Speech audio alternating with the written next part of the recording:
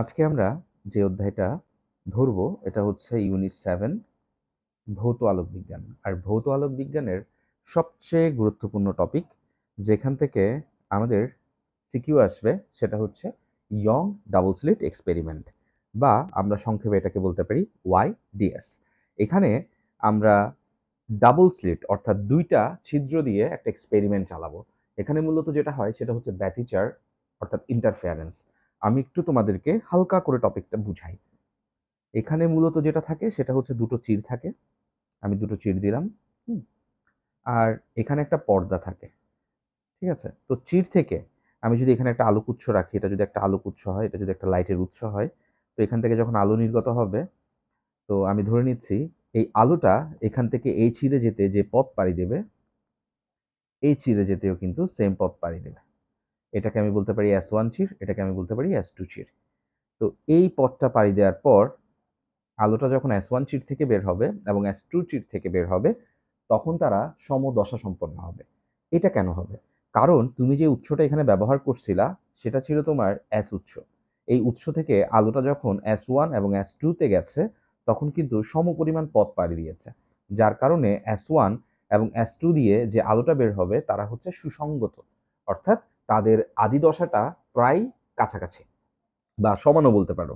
তো এই ক্ষেত্রে যেটা হয় তাদের উপরিপাতন ঘটে। উপরিপাতনটা কিরকম? আমি যদি তোমাকে এভাবে বুঝাই যে আলো এভাবে গেল, হ্যাঁ? এখান থেকে আলো বের হলো। আবার এই চির থেকেও আলো বের হলো। তো এর ফলে এখানে উপরিপাতন হয়। আমি হয়তোবা পুরোটা ক্লিয়ার দেখাইতে পারি নাই, যতটুকু পারতেছি বোঝানোর চেষ্টা করতেছি। তো এখানে যে আলোর উপরিপাতন ঘটছে, এই উপরিপাতনকে যখন আমরা অবজার্ভ করব, ভালো করে একটু দেখার চেষ্টা করব, বোঝার চেষ্টা করব, তখন আমরা কিন্তু একটু যদি খেয়াল করি এই জায়গাটা, এই যে এটা, এখানে আমি একটু ডিফারেন্ট কালারের কলম ব্যবহার করি তাহলে বুঝতে সুবিধা হবে। এই যে উপরিপাতনটা এটা কেমন? হ্যাঁ, এটা হচ্ছে আমরা বলতে পারি বিপরীত দশা। কারণ এখানে ক্রস স্টেপসের তৈরি হয়েছে। এটাকে বলা হয় বিপরীত দশা। তো এখানে আমরা একটা পয়েন্ট পাবো, অর্থাৎ এখানে দুটো আলোর তীব্রতা শূন্য হয়ে গেছে। তার মানে এখানে কোনো আলোর তীব্রতা থাকবে না, অর্থাৎ আলো দেখা যাবে না। তার মানে এটাকে আমরা বলতে পারি ডার্ক। এখানে একটা ডার্ক স্পট তৈরি হবে বা ডোরা তৈরি হবে। বাংলায় আমরা আসলে এটাকে ডোরা বলে থাকি, আর ইংরেজিতে বলা হয় ডার্ক ফ্রিঞ্জ। ঠিক আছে? ডার্ক ফ্রিঞ্জ বা একটা অন্ধকার ডোরা তৈরি হবে। আবার আমি যদি এই জায়গাটাকে একটু একটু খেয়াল করি এই জায়গাটাতে, তাহলে এখানে আমি বলতে পারি এটা অনেকটা মিলে গেছে, মানে দুটো আলো একসাথে মিলে গেছে। সো এই জায়গাটাকে আমি বলতে পারি একটা তীব্রতা সর্বাধিক হবে, অর্থাৎ এখানে লাইট ফ্রিঞ্জ তৈরি হবে বা একটা আলোর ডোরা তৈরি হবে। তার মানে বিষয়টা কি দাঁড়াচ্ছে একটু ভালো করে খেয়াল করো। আমি একটা উৎস থেকে যখন আলোটাকে পাস করলাম, তখন আলোটা দুটো ছিদ্র দিয়ে গেছে। দুটো ছিদ্র দিয়ে যাওয়ার কারণে একটি আলো আরেকটি আলোর উপর উপরিপাতিত হইছে। এই উপরিপাতনের ফলে তাদের মিলন হইছে। এই মিলনটা আবার দুই ধরনের। একটা হচ্ছে সমদশায়, আরেকটা হচ্ছে বিপরীত দশায়। তো সমদশায় যখন তারা মিলিত হইছে সেখানে আমরা লাইট অর্থাৎ লাইট ফ্রিঞ্জ পাচ্ছি। আর বিপরীত দশায় যে মিলনটা সেখানে আমরা ডার্ক ফ্রিঞ্জ পাচ্ছি বা অন্ধকার ডোরা পাচ্ছি। এই ডোরাগুলো আমি আমার যে পর্দাটা আছে, যে পর্দাটা আমি স্থাপন করেছি সেই পর্দায় দেখতে পাবো। এই যে উপরিপাতন হওয়া, এই উপরিপাতন হওয়াটাই হচ্ছে মূলত ইন্টারফেয়ারেন্স অর্থাৎ ব্যতিচার। এটি হচ্ছে আলোকীয় একটি ঘটনা। এই পরীক্ষাটাই আমাকে প্রমাণ করে দেয় যে আলো এক প্রকার তরঙ্গ।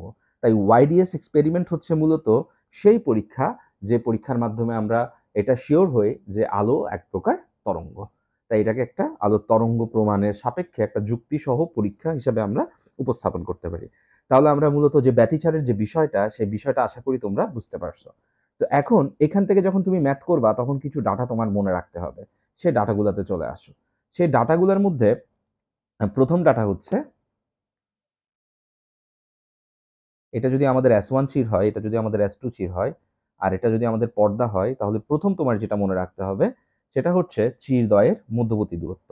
অর্থাৎ এখানে S1 চির থেকে S2 চির পর্যন্ত যে দূরত্ব, সেই দূরত্বটা তোমার মনে রাখতে হবে। এটা হচ্ছে স্মল এ। এটাকে আমরা বলে থাকি চিরদ্বয়ের মধ্যবর্তী দূরত্ব। চিরদ্বয়ের মধ্যবর্তী দূরত্ব। আর পর্দা থেকে, হ্যাঁ, চিরদ্বয়ের পর্যন্ত লম্ব যে দূরত্বটা তৈরি হয় সেটাকে আমরা বলতে পারি ক্যাপিটাল ডি। এটাকে আমরা পর্দার দূরত্ব বলতে পারি। তাহলে এখানে দুটো দূরত্ব স্পেসিফিক আমার মনে রাখতে হবে।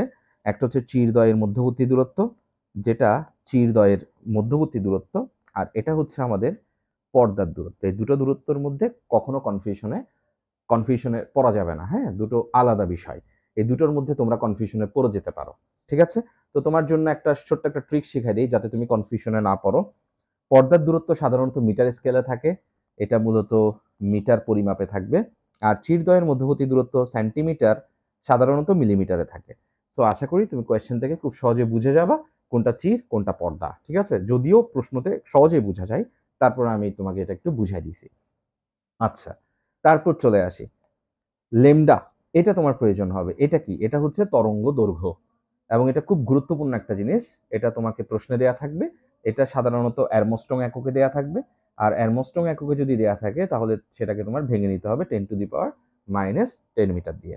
তো এই ৩টা জিনিস তোমার প্রয়োজন হবে। চিরদ্বয়ের মধ্যবর্তী দূরত্ব a দরকার হবে, ক্যাপিটাল D দরকার হবে এবং লেমডা দরকার হবে। এই ৩টা জিনিস দিয়ে তুমি সমস্ত ম্যাথ করতে পারবা।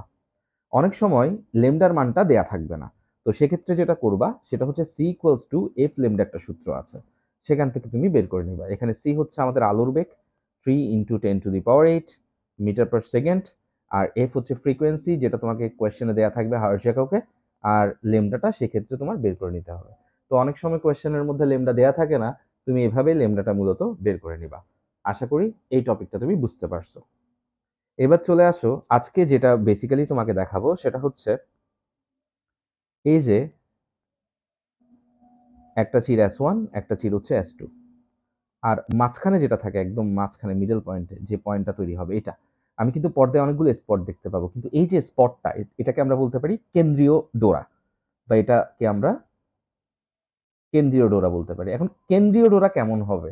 ঠিক আছে, এটা খুব গুরুত্বপূর্ণ একটা জিনিস। কেন্দ্রীয় ডোরাটা কেমন হবে?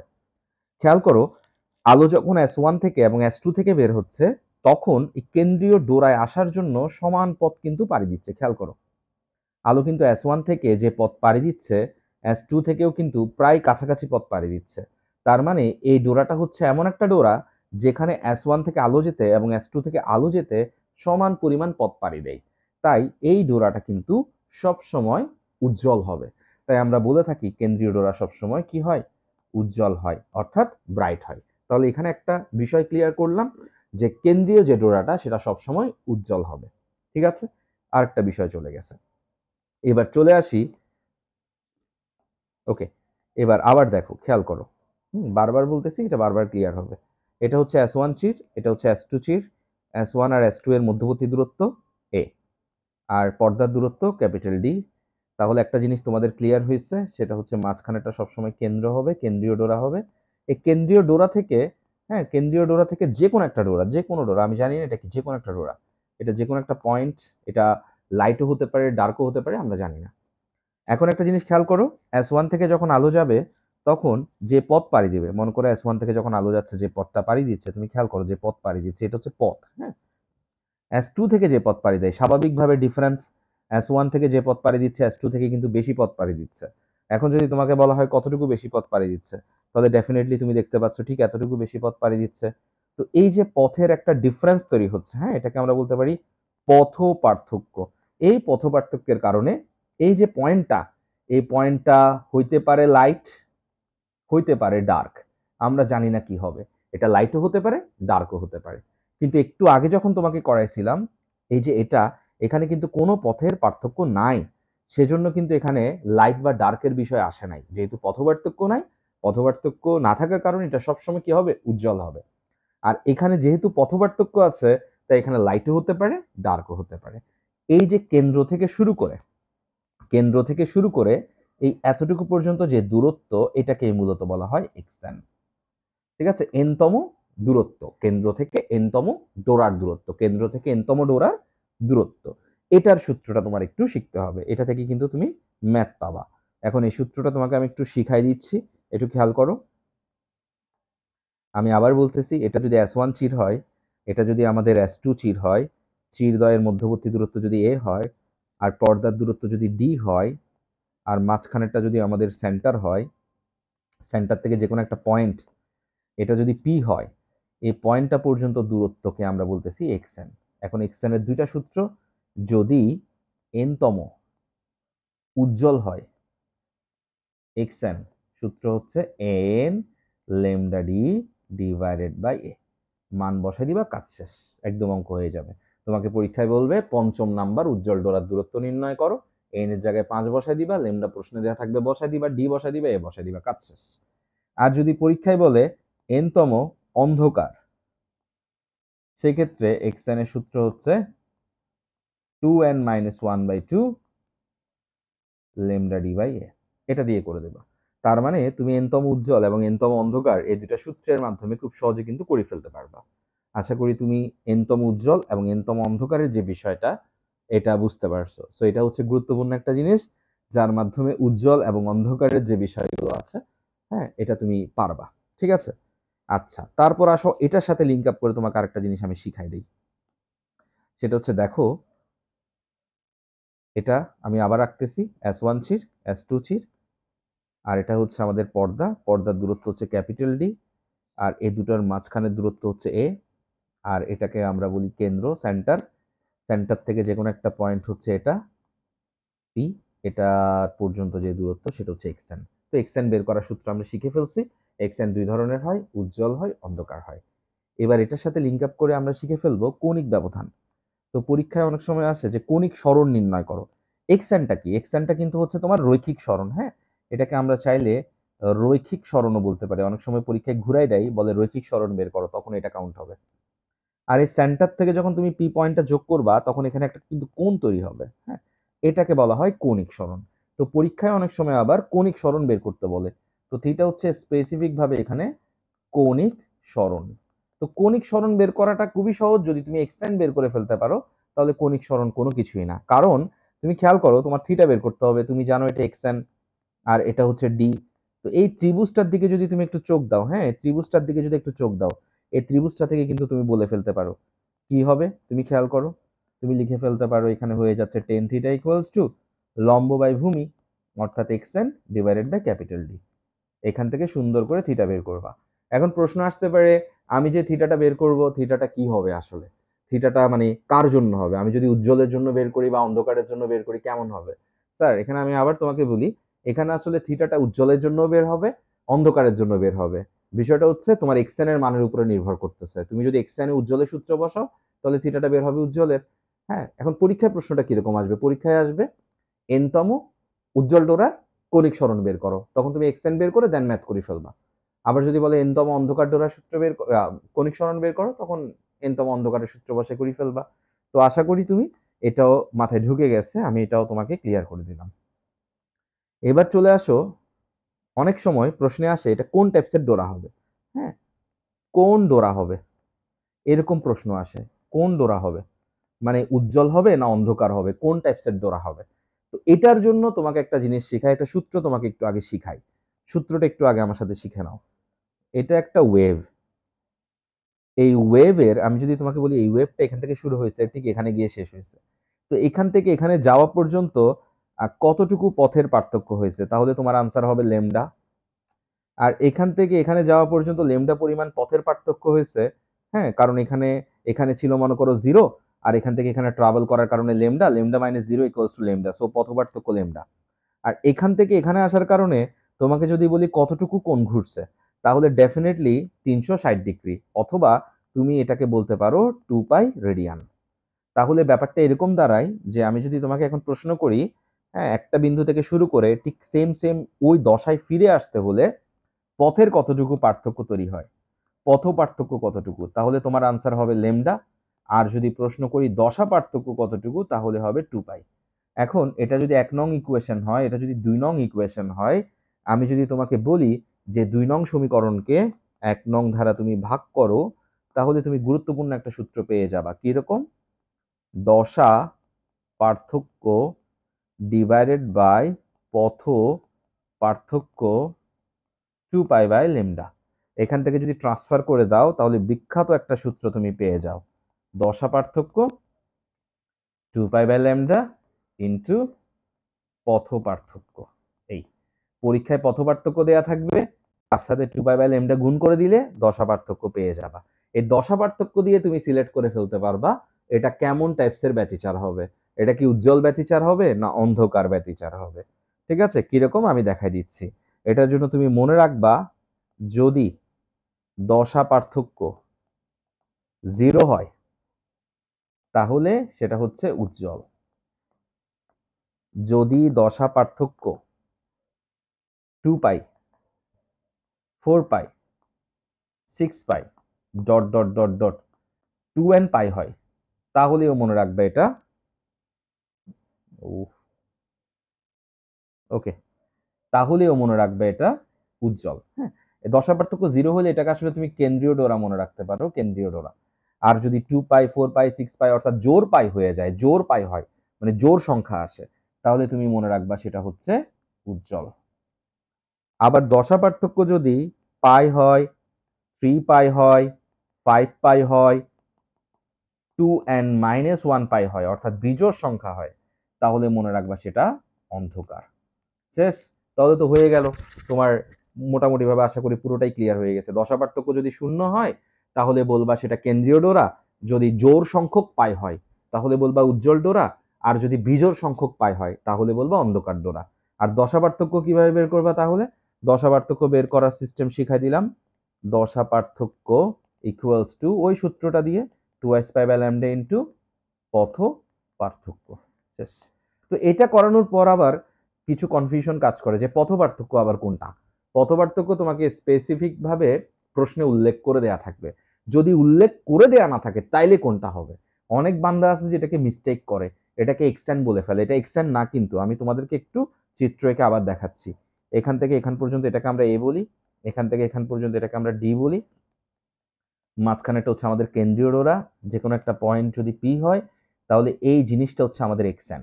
ঠিক আছে, এটা কিন্তু পথ পার্থক্য না, এটা হচ্ছে এক্সএন, রৈখিক সরণ। পথ পার্থক্য কোনটা?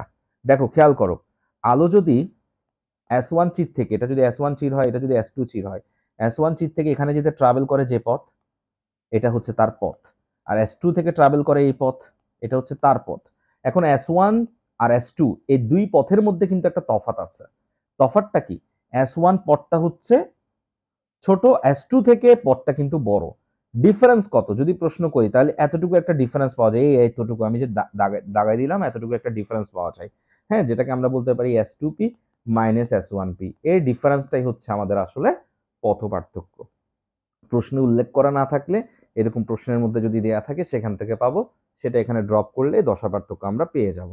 সো দশা পার্থক্য দিয়ে আমরা সিলেক্ট করে ফেলতে পারবো এটা কি উজ্জ্বল হবে নাকি অন্ধকার হবে। তাহলে প্রথমে শিখাইছি এক্সটেন্ড নির্ণয় করা, রৈখিক সরণ, তারপর শিখাইলাম কৌণিক সরণ নির্ণয় করা, তারপর শিখাই দিলাম যে কোনটা কি হবে সেটা ক্লিয়ার করা।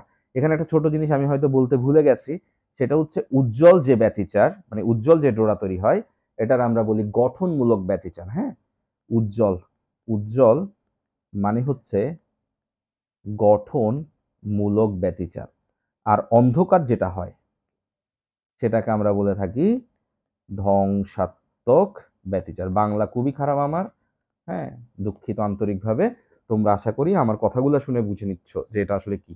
আচ্ছা, এবার তোমাদের আরেকটা জিনিস একটু এটা আমি ক্লিয়ার করে দেই, সেটা হচ্ছে আমরা যে প্যাটার্নটা দেখবো, প্যাটার্নটা কেমন হবে সেটার জন্য লাস্ট একটা চিত্র আঁকি। এটা যদি S1 চির হয়, এটা যদি S2 চির হয়, এখানে যে প্যাটার্নটা দেখতে পাবো, এই প্যাটার্নটার মাঝখানে যেটা, একদম মাঝখানে যেটা আমি তো বলছিলাম সেটা কি হয়, সেটা হচ্ছে আমাদের এরকম একটা ডোরা হবে। হ্যাঁ, সেটা হচ্ছে আমাদের উজ্জ্বল ডোরা। তারপর যেটা হয় সেটা হচ্ছে অন্ধকার, তারপর যেটা হয় সেটা হচ্ছে উজ্জ্বল। আমি অন্ধকার বোঝানোর জন্য এখানে কালো করে দিচ্ছি একদম। ঠিক আছে, তারপর আবার যেটা হয় সেটা হচ্ছে অন্ধকার। এইভাবে চলতে থাকবে। ঠিক একইভাবে নিচের দিকে হবে সেম সেম ভাবে, এটা হবে অন্ধকার। ওকে, আবার এখানে হবে একটা উজ্জ্বল, আবার এখানে একটা হবে অন্ধকার, এভাবে চলতে থাকবে। আমি উজ্জ্বলগুলোকে আরেকটু ক্লিয়ার করার জন্য, রাবার দিয়ে মুছে দিচ্ছি এটাকে। ওকে, আমি চেষ্টা করতেছি এটাকে একটু ক্লিয়ার করে বোঝানোর জন্য। এই ঠিক আছে, তাহলে আশা করি এখন তুমি মোটামুটি ভাবে বুঝছো যে উজ্জ্বল অন্ধকারের বিষয়টা। তো পর্দায় এরকম ডোরা দেখতে পাবা বা স্পট দেখতে পাবা। আচ্ছা, তো এই স্পট গুলার মধ্যে আবার একটা কোয়েশ্চেন আসে। কোয়েশ্চেন হচ্ছে যে কোনো একটা অন্ধকারের মাঝখান থেকে আরেকটা অন্ধকারের মাঝখান পর্যন্ত যে দূরত্ব, এটাকে আমরা বলে থাকি ডোরা ব্যবধান বা বিটা। ঠিক একইভাবে আমরা চাইলে এভাবে বলতে পারি যে কোনো একটা আলোর মাঝখান হতে আরেকটা আলোর মাঝখান পর্যন্ত দূরত্ব, এটাও কিন্তু বিটা। আর বিটা পরীক্ষায় আসে, বিটাকে আমরা বলে থাকি ডোরা ব্যবধান, এবং এটার সূত্র তোমার মুখস্থ রাখতে হবে, ল্যামডা ডি ডিভাইডেড বাই এ। ঠিক আছে, ওই এক্সটেনের সূত্রে যে অংশটা ছিল সেটাই হচ্ছে এটা। এক্সএন এর সূত্র মনে থাকলে এটা মনে থাকবে। এটা কি? এটা হচ্ছে দুটি অন্ধকার ডোরার পরপর দুটি অন্ধকার ডোরার মধ্যবর্তী দূরত্ব অথবা পরপর দুটি আলোক ডোরার মধ্যবর্তী দূরত্ব। শেষ। আরেকটা জিনিস তোমার জানতে হবে, সেটা হচ্ছে ডোরা প্রস্থ। সেটা কিরকম? সেটা হচ্ছে এই যে দেখো একটা অন্ধকার ডোরা, যে প্রস্থ বা যে বেধ যেটাকে বলে পুরুত্ব, সেটাকে আমরা ডেল এক্স বলি। ঠিক একইভাবে আমরা চাইলে এই আলোক ডোরাটাকেও ডেল এক্স বলতে পারি। ডেল এক্সটা আসলে কি? খেয়াল করো, একটা বিটা যখন তুমি হিসাব করতেছো তখন কিন্তু এখান থেকে শুরু করে এখান পর্যন্ত, তার মানে একটা বিটার ভেতরে আসলে একটা পুরা ডোরা তো আছেই, পাশাপাশি অন্ধকারের অর্ধেক আর অন্ধকারের অর্ধেক, অর্থাৎ দুইটা ডোরা। তার মানে বিটা কিন্তু দুইটা ডোরা, তাই ডেল এক্স হবে বিটার অর্ধেক। অর্থাৎ বিটাকে যদি তুমি 2 দিয়ে ভাগ করো, মানে সূত্রটাকে যদি এভাবে লিখো, তাহলে তুমি সুন্দর করে ডেল এক্স পেয়ে যাবা। এটাকে বলা হয় ডোরা প্রস্থ। কি বলা হয়? ডোরা প্রস্থ। এই অলমোস্ট সবগুলা টপিক এখানে আমি নিয়ে আসছি। তাহলে এই সবগুলা সূত্রকে যদি আমি একসাথে তোমাকে এখন ফর্মুলাগুলাকে যদি তোমাকে ভেঙে দেই, আমার সাথে একটু ফর্মুলাগুলা ভেঙে ফেলো। ফর্মুলা নাম্বার 1, এক্সএন, এন তম উজ্জ্বল। সুন্দর করে আমার সাথে ফর্মুলাগুলা তুলে ফেলবা। xn ইকুয়ালস টু কি হচ্ছে? n lambda d divided by a। Number 2, n তম অন্ধকার, xn 2n minus 1 by 2 lambda d by a। ঠিক আছে?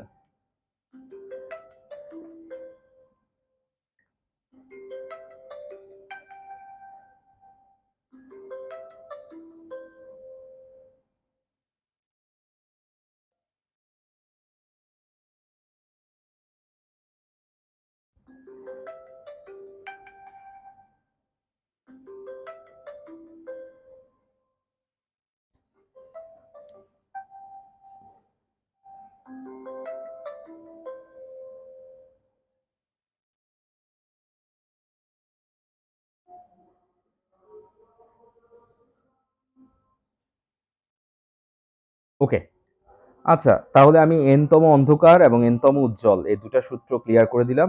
নাম্বার 3 হচ্ছে আমাদের দশা পার্থক্য বের করা।